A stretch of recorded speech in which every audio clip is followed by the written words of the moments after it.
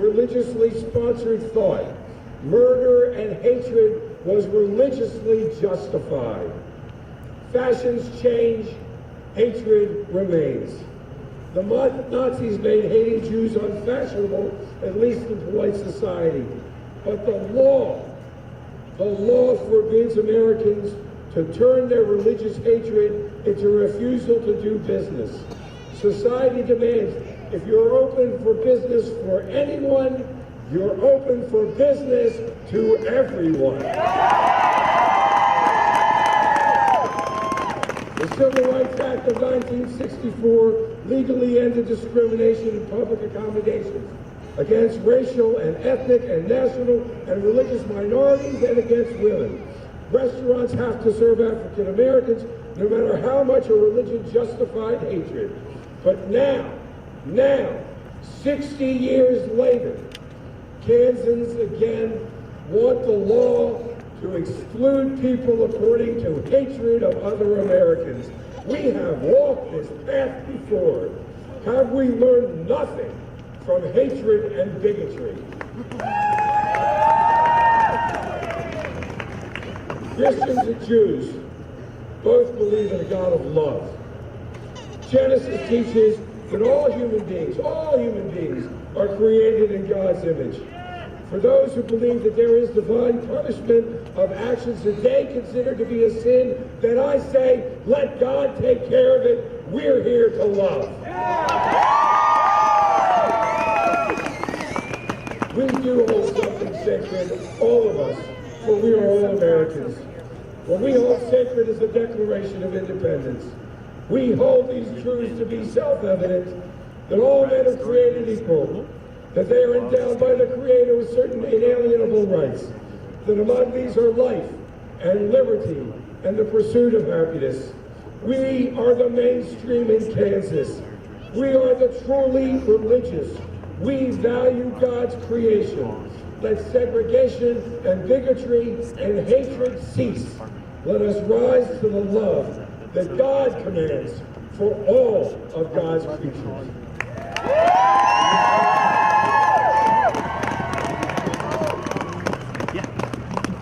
Thank you, Rabbi, for those very powerful words. That was awesome. Up next, we've got Vicki Stengel. She's the president of the Americans United for the Separation of Church and State. Thank you, everyone. I'm so sorry it's freezing out here. I'm going to shorten my speech a little bit.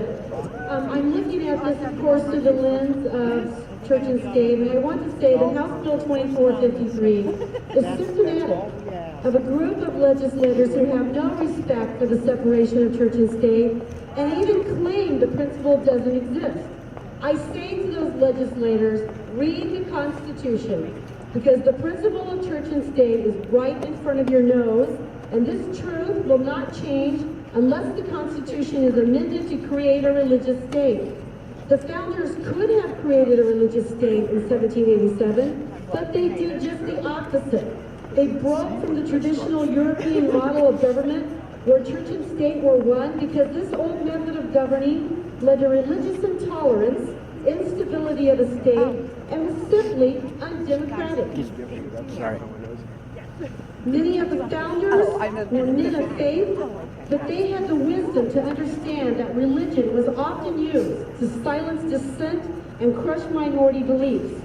The founders made it clear under our Constitution that religion could play no part in a person's qualifications for office under Article 6, and that the government could not establish one doctrine over others under the First Amendment. The real truth is, there are some Kansas legislators who don't want to uphold the First Amendment, which states, quote, Congress shall make no law respecting an establishment of religion or prohibiting the free exercise thereof. For those who argue the amendment only refers to Congress, I say you have obviously skipped your civics class. The First Amendment now applies to the states due to the 14th Amendment protections. Therefore, states must uphold the Establishment Clause in the First Amendment. And yet, we continue to have legislators who refuse to accept this important principle. How are we supposed to explain our unique system of government that does not control the churches, the temples, the mosques, but neither is religion allowed to inject its dogma into the governing of the state? The separation of church and state is a perfect phrase to explain these two separate institutions. Culturally, we are a rich and diverse group of religious and non-religious people, but the state is secular for good reason, to prevent such religiously intolerant bills like House Bill 2453. I might add that nowhere in the Constitution is there any mention of religious liberty.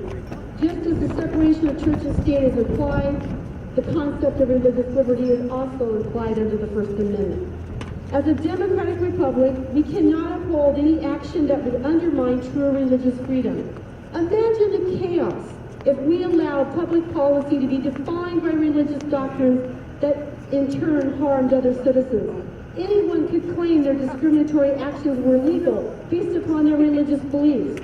As Davis Merritt said in his op-ed in the Wichita Eagle recently, the state should not be put into the position of having to choose whose beliefs are more sincerely held than someone else's beliefs.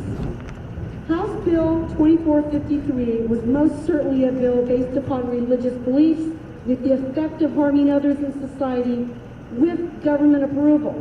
The state must not be in the business of allowing one religious doctrine to become the moral law for everyone in society. Like any other institution in America, religion has a responsibility within our republic, whereby it must be tolerant of other beliefs within the parameters of our secular government. As WSU philosophy professor Gerald Paskey wrote, quote, "One should not tolerate what one knows to be seriously wrong, but one should tolerate what one merely believes to be wrong, even if that belief is based upon one's religion. This is what true religious freedom requires. Real religious freedom is a good thing, but hiding behind religious dogma to harm others is unacceptable. It's time Kansans send a loud, collective message to the governor and the legislators. Get to work on the real problems facing Kansas and stop crafting bills that the separation of church and state."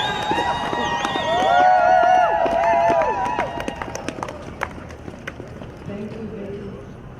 Thank you all for being so patient. We know it's cold. We're almost done. Thank you all for hanging in. Up next, we've got Trevor Chandler. I'm sorry.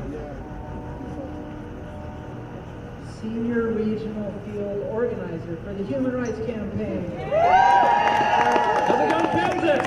Say what? Yeah. First off, let me just say how lucky you all are to have such hugely strong voices in this legislature speaking on your behalf with Equality Kansas and the ACLU. They are just incredible voices for justice in this state. I can't say enough about it. And let me say, this has been an incredible process, and it's incredible to see how Kansas is at the center of the country when it comes to this movement. It wasn't until Kansas and your advocates and you brought this to the light of the American people that people started paying attention to Arizona, to Maine, to Oregon, where all of these are popping up. It's because of the people of Kansas that this has become such a priority across the country as these anti-gay forces across the state move this to their new priority. They know that they're losing the marriage battle. They know that that's going to happen. This is where they're fighting. This is where they're choosing to fight. But what we learned from civil rights movements before, is that this is more than about being denied service for cake, for any sort of service. This is about affirming our worth as individual human beings, worthy just like anyone else. And it's about taking that stand and making that known. So thank you all for making your voices heard across the country, making that change across the country. You all made such a huge difference.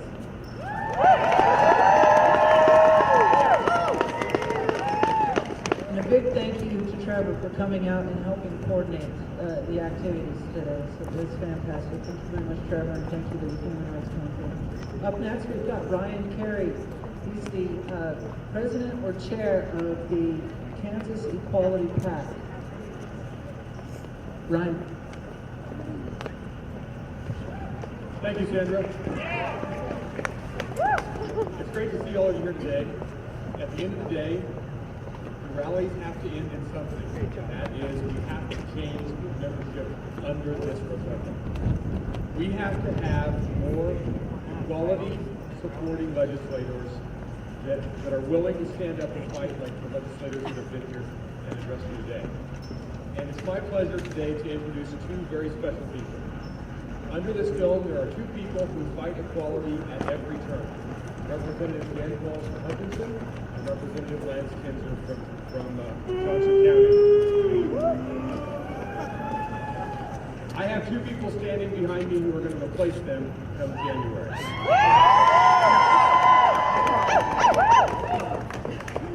The first person I'm going to introduce is an entrepreneur from Hutchinson, a native Hutchinson resident. Brian Davis has returned to Hutchinson from a long career as a college admissions advisor, and he will be taking on Jan Paul's for the Democratic primary come in August. At the end of the day, Facebook likes, emails, and text messages are not what we're going to have to beat her and Mr. Ginsburg. We've got to have boots on the ground and money in their campaign accounts. So I'll make sure you get it. Call and ask for money, and when people call and ask for volunteers, we've got to have you step up. It's going to take a tough battle. We almost beat Jan 2 years ago. We came 7 votes short. She spent $41,000 to beat us by 7 votes. We spent about 6,000. We have the resources and volunteers. We can do that. It's my pleasure to introduce Brian Davis. Thank you, Ryan.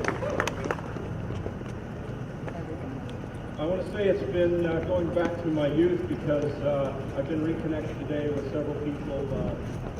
Susan Comcana's husband and I were in high school together. Reverend Little knew my father at church camp. And it's nice to reconnect with you today as well. And I heard Dr. Paskey's name mentioned in one of the speeches earlier. He was a professor of mine at Wichita State University in the late 70s. My career in college admissions has taken me all over the world, and whenever I fly back into the country through New York, I see the Statue of Liberty.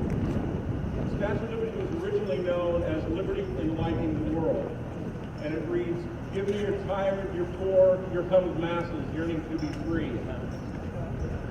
And events here this last week have called into that question. However, all of us here today know that we are enlightening the world. That freedom and equality will trump the darkness we tried to take over the State House this last week. A Kansas that enshrines discrimination against our LGBT citizens, against any citizen in Kansas is declared contempt on either of us.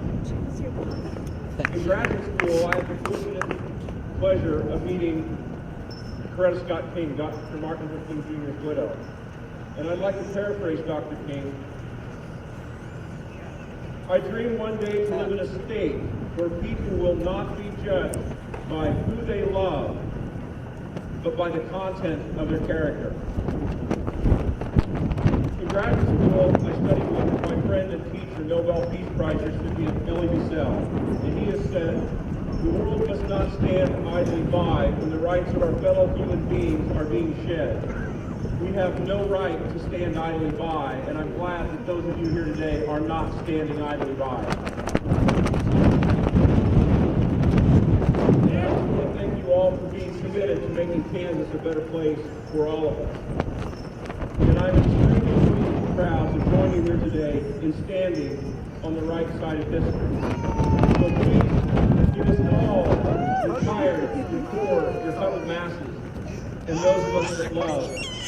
Please give them a hug right now. Thank you very much.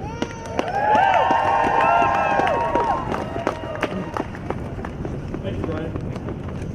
That's the next representative from the 102nd District in Hutchinson.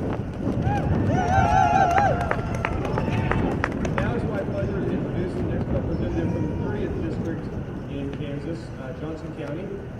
Liz Dickinson is a mother of 2. She's a native of Kansas. She lives in Lenexa. She's a small business owner and an entrepreneur. She is a staunch women's rights advocate. She voted against her in 2012 and fell a little bit short.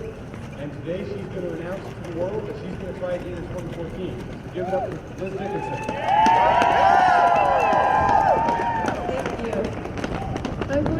this really short and really sweet because I know it's crazy. And bless your hearts for staying here for so long, listening to everyone and showing yourself there.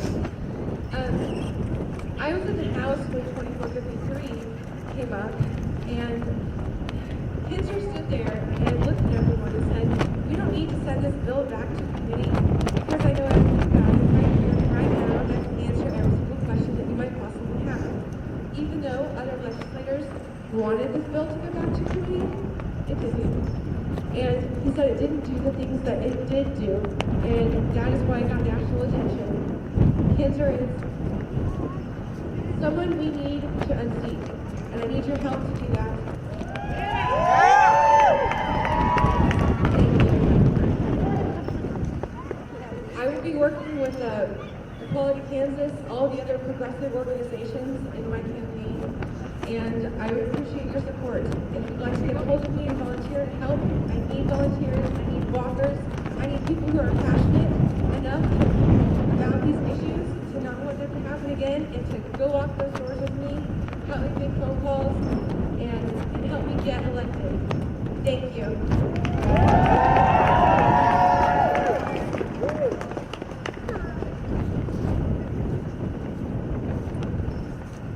I live in Wichita most of the year, but when these guys are in here stirring up trouble, I live in Topeka.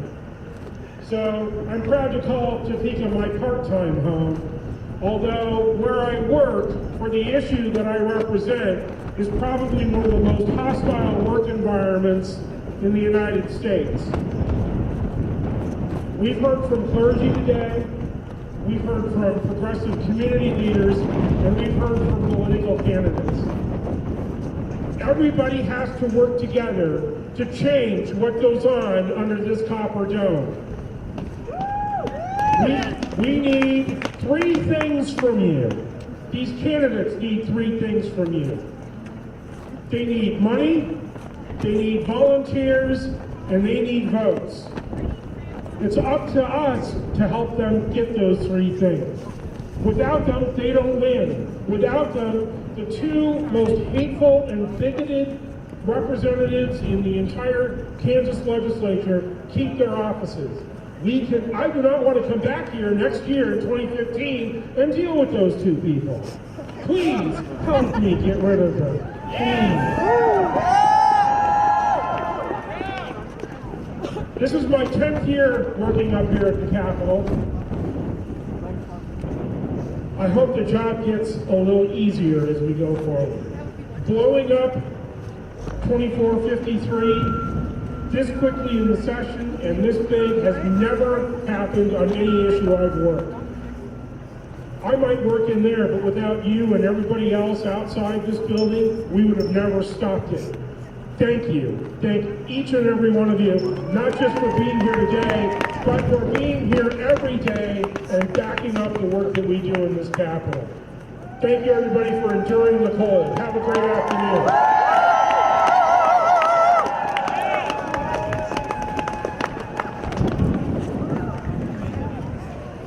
Well, that's a little... Oh, I love the Dr. Who guy. Thank you. Yeah, things are a little loose on here, so I had some trouble keeping it centered, but... That's okay. I'm sure it's better than anything I could have. Let's turn focus assist on, and that way I could just use the zoom. Inside down? Okay, listen, you uncovered my back.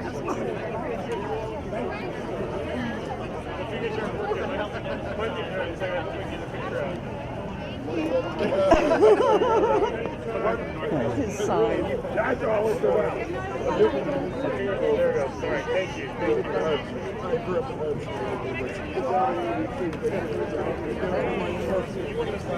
Can I get your sign? That is fantastic. Thank you.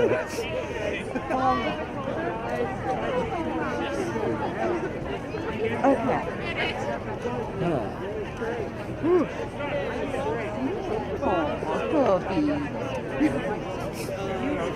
Oh, cool. Well, I have no idea what's good to eat near here, but I promised people I would feed them. So if you want food and to get out of the cold. All right. Huh. Let's see. I don't know. It's been too long since I lived in Topeka. Well, not really.